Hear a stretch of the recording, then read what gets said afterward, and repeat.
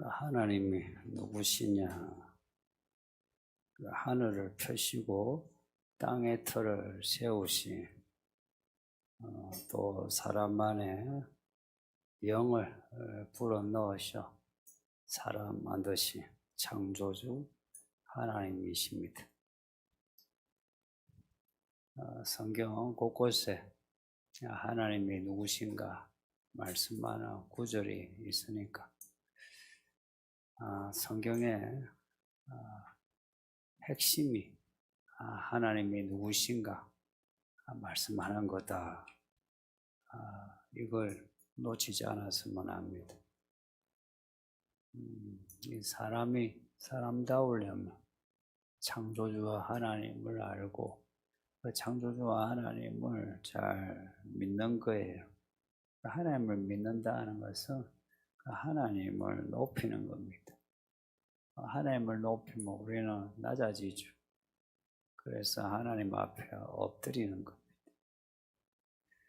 이 본문은 그 하나님이 이스라엘에게 우리에게 하시는 말씀입니다. 이스라엘은 유다, 예루살렘 혹은 북이스라엘까지도 통칭해서 부를 때가 많습니다. 1절에 이스라엘은 통칭하는 이름입니다. 2절에 보면 본문을 좀 볼게요. 2절에 보라, 내가 예루살렘으로 그 삼의 모든 민족에게 취하게 하는 자리 되게 할 거다. 계시록에 포도주에 취한 음녀 바벨론 세상이 나오는데 오늘 본문은 예루살렘에 취하게 하리라 합니다. 예루살렘에 취하게 한다. 또 3절에는 그날에 이 그날이 오늘 본문에 계속 반복돼요. 내가 예루살렘을 모든 민족에게 무거운 돌이 되게 하리니 그것을 드는 모든 자는 크게 상할 것이다 말씀합니다. 누구든지 예루살렘과 엮이며 엮인다는 것은 내가 적극적으로 엮어서 혹은 소극적으로 엮였어 다 포함합니다.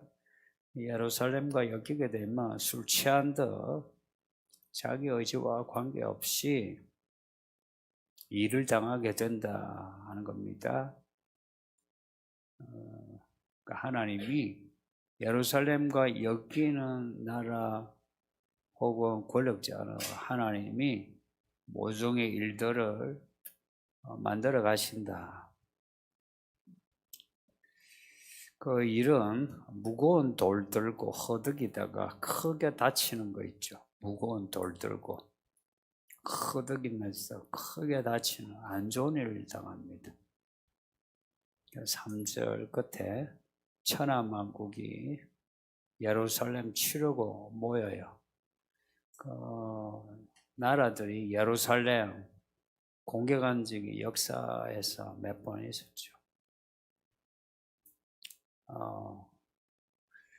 예루살렘이 몇 번이나 함락당하고 황폐화되고 사람들이 죽고 그렇지만 종국적으로 야간 결론 예루살렘 치려고 모인 나라들 결론으로 망하게 된다. 크게 다친다. 그런 내용입니다. 그리고 4절에 하나님이 어떻게 하시나 이 예루살렘 치는 나라들 어떻게 하시나 그날에 내가 모든 말을 쳐서 놀라게 하며 그 탄자를 쳐서 미치게 하되 유다 족속은 내가 돌보고 모든 민족의 말을 쳐서 눈에 멀게 하리니 이 말들이 놀라게 말들이 눈이 멀게 한다. 그러면 말들 어찌 하겠습니까? 이래저래 날뛰죠. 바벨탑 때 언어가 혼잡되니까 사람이 다 흩어진 것처럼 말들이 눈이 머니 이 군대가 흩어지게 되고 말탄자가 크게 다치고 이걸 유다 지도자들이 이렇게 보는 거예요. 자기들을 치러 온 그 군대가 싸워서가 아니고 어떤 힘에 의해 말이 막 날뛰더니 군대가 흩어지고, 그리고 말탄자들이 떨어져 죽고 다치고, 이걸 본 유다 지도자들이 얼마나 좋겠습니까? 와, 하나님이 하셨다. 하나님이. 그 출애굽의 이야기, 광야 이야기, 여호수아 이야기 다 꺼내면서 그 하나님이 좀 우리에게 이렇게 이기는 은혜를 주셨다. 힘이 난 거예요. 그래서 그들이 하는 말이 예루살렘 주민이, 그러니까 우리가 만군의 여호와 하나님으로 인하여 힘을 얻었다 하고 선언합니다. 6절에 보면 또 그날 나와요. 그날이 지금 몇 번이나 나오죠. 그날에 내가 유다 지도자들을 나무 가운데 화로 같게 하며 곡식단 사이에 횃불 같게 하리니 그들이 그 좌우에 에워싸 모든 민족들을 불살할 것이요 예루살렘 사람들은 다시 그 본고 예루살렘에 살게 되리라. 하나님이 유다 지도자가 약해요. 오합지졸이 그 유다 지도자들을 불같이 만든대. 하나님이 불같이 만든대. 그래서 유다 공격한 나라와 그 군사는 불에 태워지듯이 그냥 불타버리는 거예요. 그래서 유다 지도자가 일당백, 일당천, 일당만, 일당백이라는 거는 한 사람이 100명을 싸워 이기는 게 일당백이라. 일당백, 일당천 이래 되는 거예요. 그러니까 천하만국에 공격해도 유다가 끄떡 없다 이야기입니다. 이제 7절이에요. 이 7절은 좀 강조해야 돼요. 여호와가 먼저 유다 장막을 구원하리니, 먼저 유다 장막을 구원하리니. 이는 다윗의 집의 영광과 예루살렘 주민의 영광이 유다보다 더하지 못하게 하려 합니다. 유다 장막을 구원한대요. 하나님이 유다 장막을 구원하시는데 다윗의 집 예루살렘의 영광이 유다보다 못하게 하신대요. 좀 모호하죠. 다윗 하면 다윗의 성 예루살렘이고, 다윗의 성 예루살렘 하면 다윗이죠. 근데 그 다윗과 예루살렘이 유다 앞에 머리 숙이게 한다는 겁니다. 그러니까 결과 유다를 지금 강조해요. 유다 족속, 유다 지파를 강조해요. 분위기 잘 맞추네.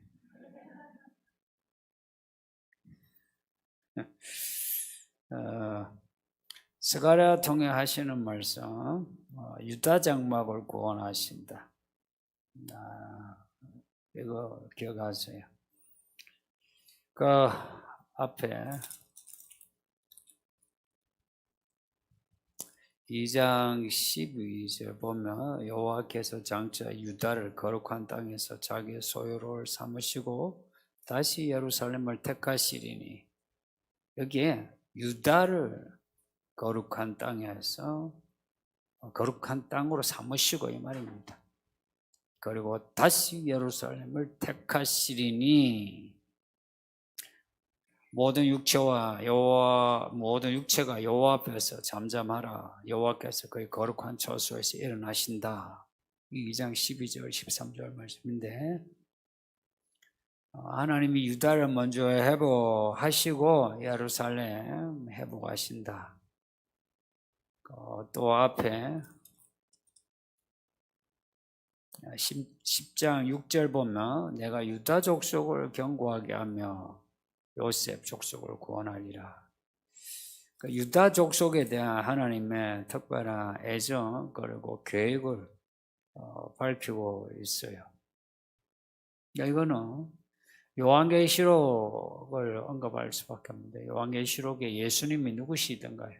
유다지파의 뿌리, 유다지파 사자, 유다지파.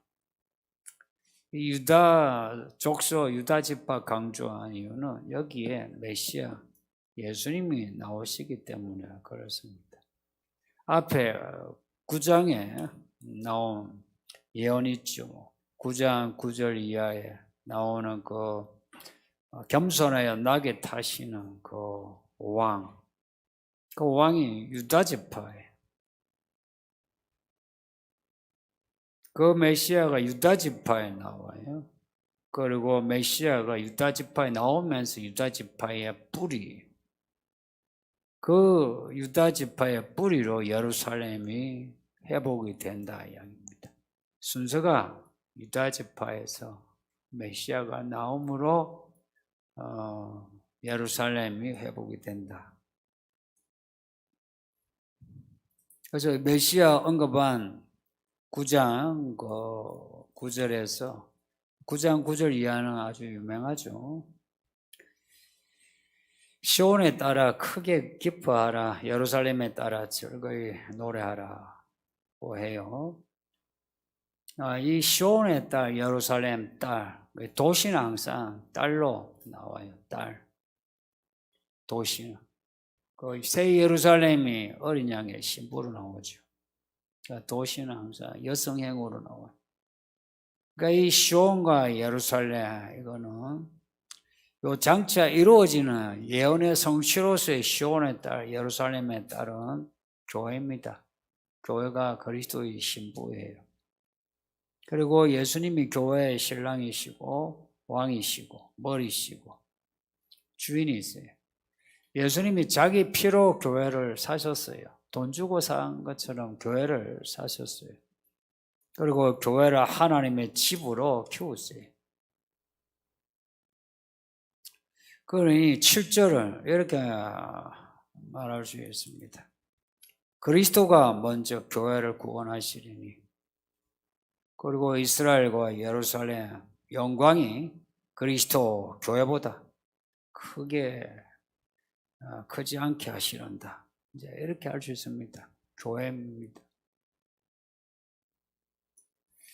성경에서 특히 선지서에서 유다지파 강조할 때는 어김없이 메시아와 관련된다 이렇게 여기시면 됩니다. 이거는 확실한 거예요. 가끔 이제 교회보다 팔레스타인의 그 이스라엘, 지금의 저 이스라엘 혹은 예루살렘을 중시하는 사람들이 있죠. 해서 뭐 성지 순례 해서 거기서 예배하고 그 자리에 예수님이 그 땀을 피 흘리듯이 기도한 그 자리에 가서 기도하고 그래요. 그런데 예수님이 피 흘리듯이 땀 흘린 그 자리에 뭐가 있는지 압니까? 화려한 교회가 있고 화려한 시설들이 다 되어 있어요. 그런데 순례 안 해도 됩니다. 뭐 저도 성지 순례 해가지고 기회는 많았는데 안 갔으니까. 성지 순례보다 말씀 순례가 더 중요합니다. 잊지 마세요. 말씀 순례가 훨씬 중요합니다.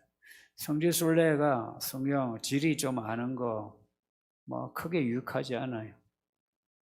근데 말씀을 읽고 말씀을 이해하는 거는 아주 유익합니다. 또 이 교회보다 이스라엘을 더 좋아하는 분들이 있어요.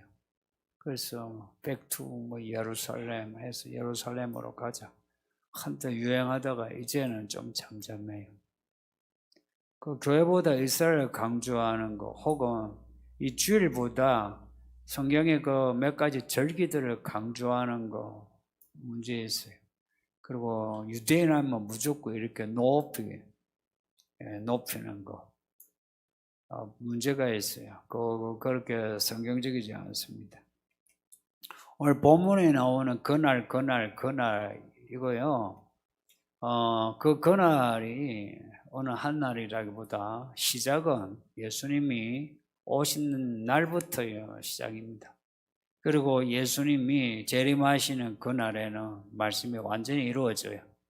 예수님이 세상에 오셨을 때에 그날이 시작되고요.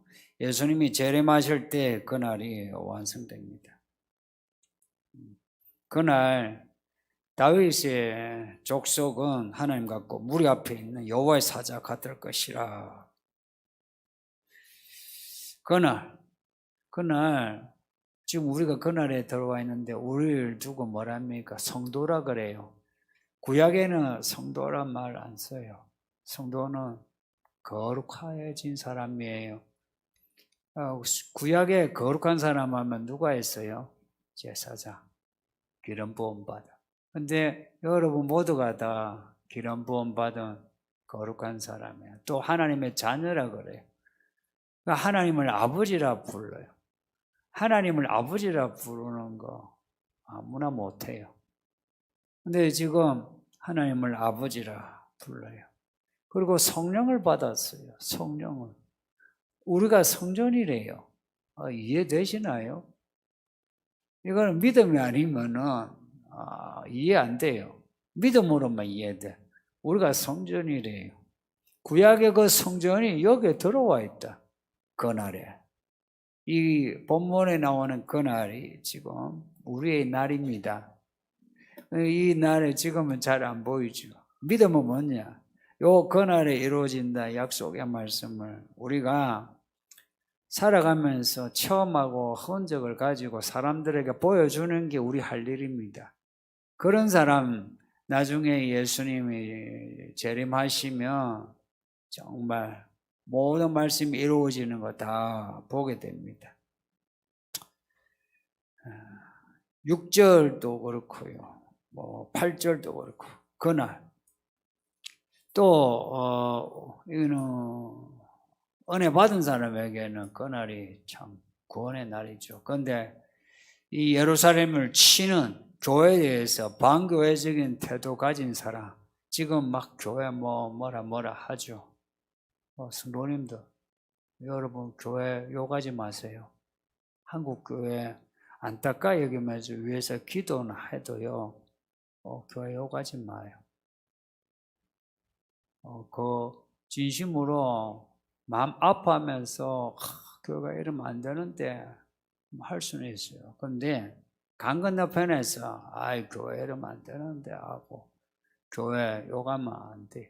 오늘 본문에 그 사람들 그냥 안 둔대요. 하나님이 진멸하기를 힘쓰신대요. 그리고 인생 무거워져요. 정말 인생 무거워져요.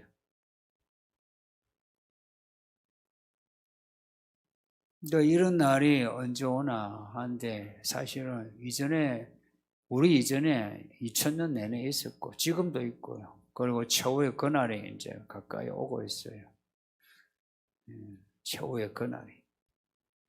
요한계시록 뒤에 7째 나팔에 7대접이 있죠. 그 7대접 중에 6째 대접, 7째 대접이 붙어 있어요. 6째 대접과 7째 대접이 붙어 있어요. 아마겟돈 이제 전쟁, 머깃도 전쟁인데 이거 세상이요. 예수님하고 싸우는 전쟁이에요. 누가 이기겠어요? 예수님이 이겨요. 진짜 이겨요. 이거 진짜 전쟁이에요. 그리고 예수님이 진짜 이겨요.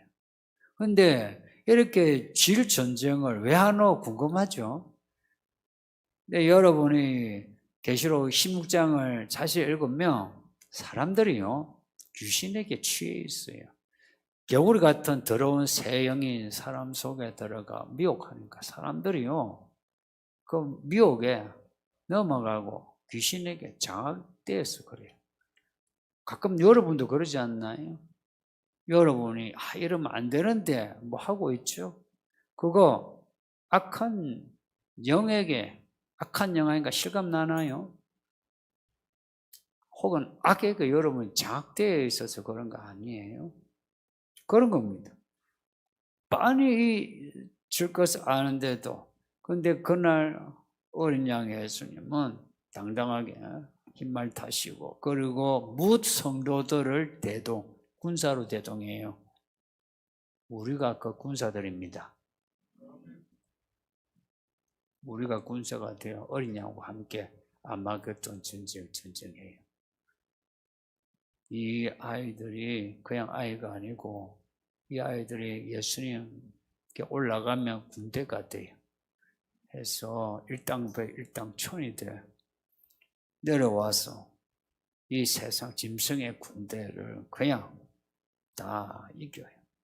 그리고 새 예루살렘, 우리의 거처 예비하신다 했죠. 그 거처가 이제 우리에게 임하는 거예요. 그리고 새 하늘과 새 땅이. 야가 이 예언의 성취, 이 완성이 어떤 모습인지 저도 사실 잘 몰라요. 그냥 상상할 뿐인데. 근데 성도님도 구체적으로 잘 몰라도 확실한 거는 우리가 이긴다. 말씀이 이루어진다. 이게 분명하면 되지 않습니까? 그 상상력이 좀 달라도 오늘 이 말씀이 이루어진다 한다면 얼마나 힘이 납니까? 9절 말씀 보아요. 예루살렘을 치러 오는 이방 나라들을 그날에 내가 멸하기를 힘쓴다. 이 표현이 참 기가 차죠. 그냥 멸할 거다 하는 거하고 내가 멸하고 말리라 하는 거하고 좀 다르죠. 멸하고 말 거라 이 의지가 보이잖아요. 예루살렘 치는 나라 다 망한다고. 요한계시록에 이스라엘, 예루살렘, 저 민족의 이스라엘 혹은 도시 예루살렘은 한 번도 안 나옵니다. 한 번도 안 나와요. 예루살렘이라는 글자 한 번도 안 나와요.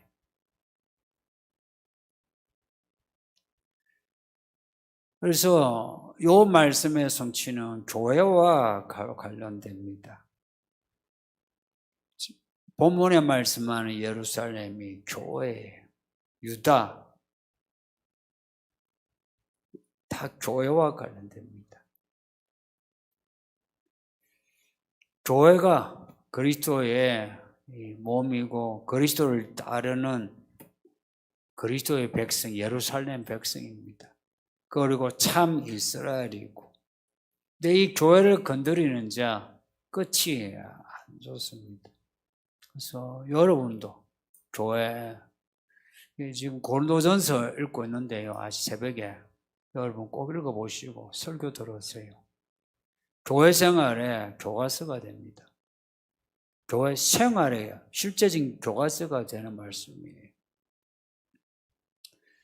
교회 안이든 교회 밖이든 교회를 건드리면 하나님이 그냥 안 둡니다.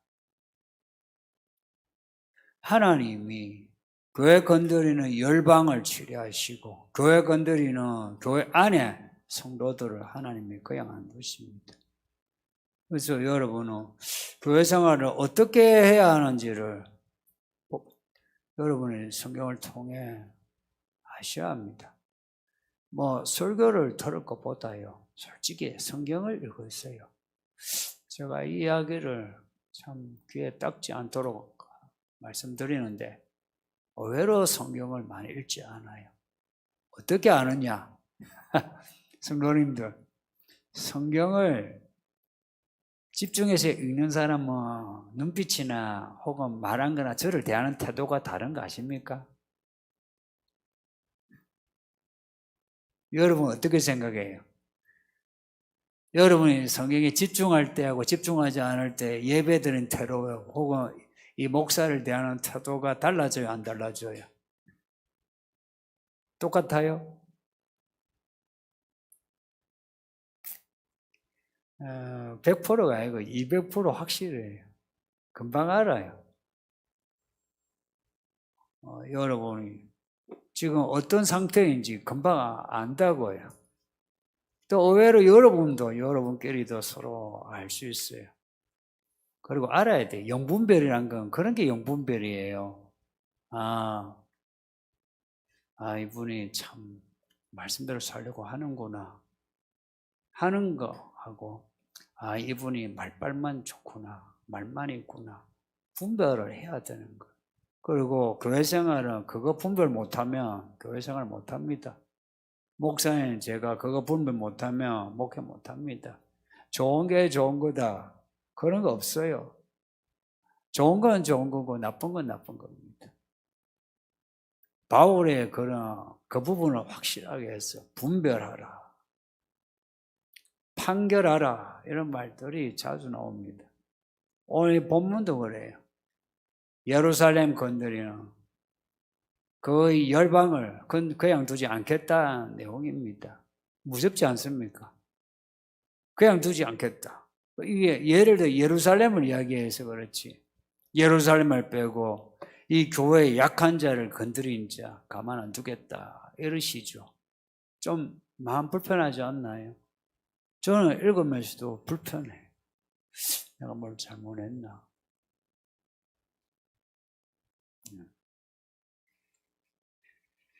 고린도후서 3장에 모세의 수건이 나오는데 어느 분이 이제 질문을 했어요. 모세의 수건이 뭐냐고. 구약에는요, 다 이 수건을 눈에 덮고 보려고 한 거예요. 성경책을 읽는데 손수건을 이렇게 올려놓고 이렇게 보려고 해보세요. 구약은 그랬다는 이야기입니다. 그래서 성전도 수건으로 덮여 있었죠. 휘장이 쫙 가려져가 언약궤가 휘장과 그 텐트, 그 가죽들의 그 덮개로 덮여 있었어요. 그래서 아무나 못 봐요. 다 이 가려진 채로 봤어요. 하나님을 만나는데 가려진 채 봤어요. 그런데 신약에는 예수님이 그 수건을 벗기셨어요. 그래서 언약궤는 지성소도 이제 열렸어요. 누구든지 믿음 있는 자는 지성소에 들어가 말씀을 직접 들을 수 있고 하나님을 직접 볼 수 있다. 이 말씀을 믿는 자. 이 예언이요, 성취되었어요. 성취되었고요, 지금 성취되는 중이에요. 그리고 언젠가 성취 완성될 때는 우리만 아니라 교회 밖의 사람들도 알게 돼요. 교회 밖의 사람들도 와, 교회가 진짜 그리스도의 몸이구나. 진짜 예수가 왕이구나. 와, 몰랐네. 와, 어떡하나. 무서워 죽겠네. 그날이 오게 될 겁니다. 오늘 본문에 반복되는 이 그날은 예수님 오시는 그날 완성됩니다.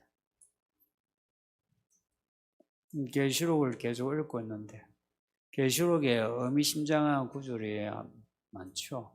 그 가운데 오늘 이 본문과 관련해서 계시록 16장 17절 보면 16장에 보면 일곱째 대접에 이 일곱째 대접을 붙는데 하늘에서 보좌로부터 나는 소리가 되었다. 이제 끝났다. 이렇게 나와요. 되었다. 그리고 21장에도 비슷한 말이 나와요. 이루어졌다. 되었다. 16장에 21장이 이루어졌다.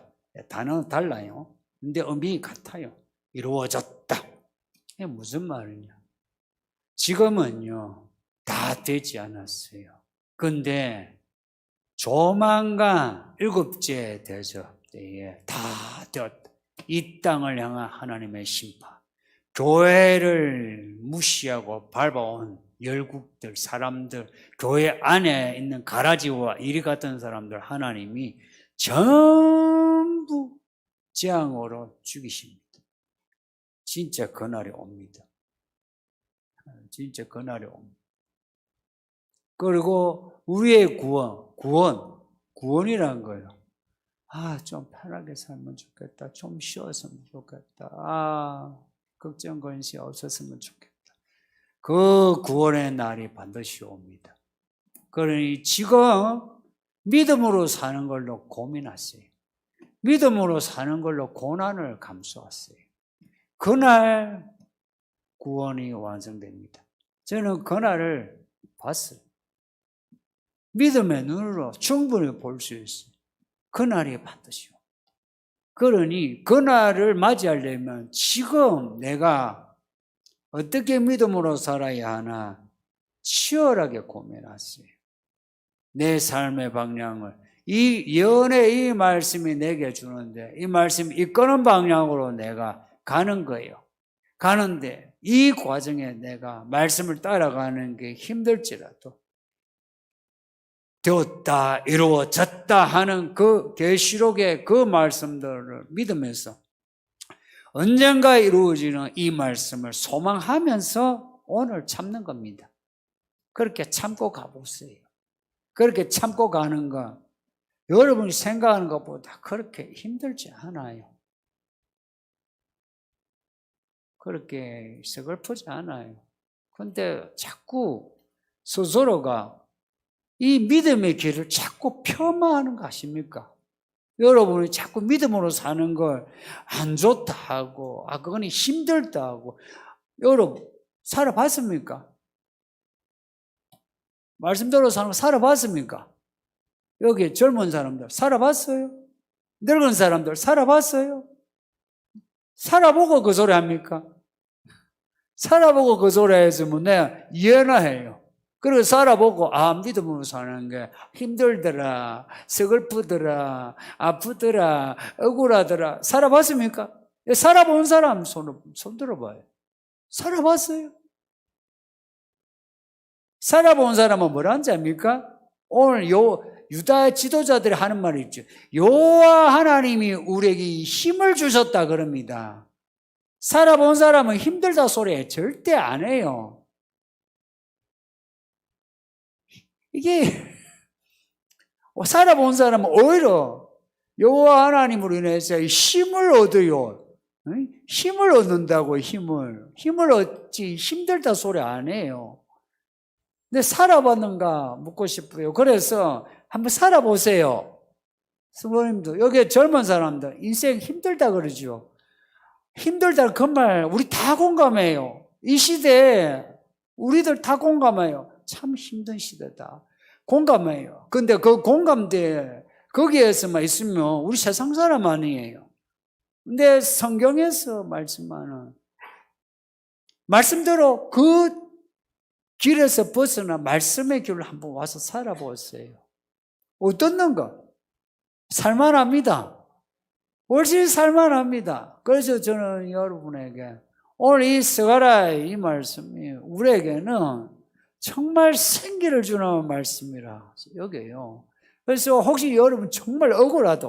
내가 억울해 죽겠다면 있죠. 하나님이 그 사람, 그 누군가를 죽이니까 걱정하지 마세요. 구절에 뭐랍니까? 내가 그냥 두지 않고 내가 죽이고 또 죽이기로 내가 하더라. 이렇게 구절에서 결론 내죠. 그러니 억가심중 마음에 응어리지고 미워할 거 할 것도 없어요. 믿음으로 사는 거는 억울할 게 하나도 없습니다. 힘들 거 없어요. 이 말 진짜 강조하고 싶어. 자꾸 믿음으로 사는 게 힘들다 하고 뭐가 어떻고 하는데 살아보고 그 소리 하면은 있죠. 내가 안 됐다 싶어. 살아보고 그 소리 한 사람 한 번도 못 봤어. 오히려 살아본 사람은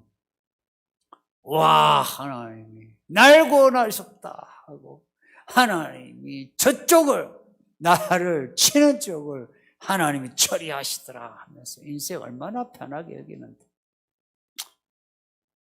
이 말씀 믿읍시다. 힘내세요. 말씀 생각하면서 우리 합심해서 기도합시다. 말씀 생각하면서 기도합시다.